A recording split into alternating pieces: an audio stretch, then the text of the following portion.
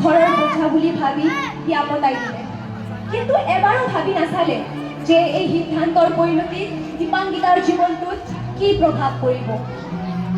আনহাতে অৰ্ণৱ হ'ল এজন নিচাভক্ত ব্যক্তি।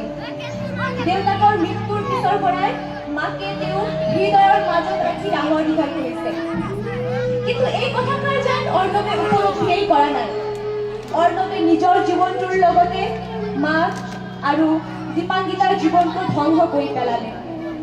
আমাৰ সমাজত নিচাভক্ত ব্যক্তিৰ পৰিমাণ দিনে দিনে বৃদ্ধি পাই আছে আৰু বাল্য বিবাহৰ দৰে কিছুমান অসৎ কাৰ্য পৰিলক্ষিত হোৱা দেখা যায়।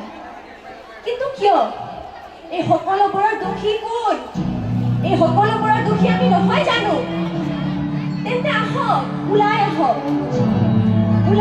আমাৰ লগত আমি সকলোৱে মিলি এই অসৎ কাৰ্যসমূহৰ বিৰুদ্ধে থিয় দিওঁ আৰু আমি থিয় দিব। আমাৰ নাটকখনৰ জৰিয়তে আমাৰ দৈনন্দিন সমাজত চলি থকা কিছুমান অমানৱীয় কাৰ্য আপোনালোকৰ সন্মুখত উপস্থাপন কৰা হ'ল। ধন্যবাদ।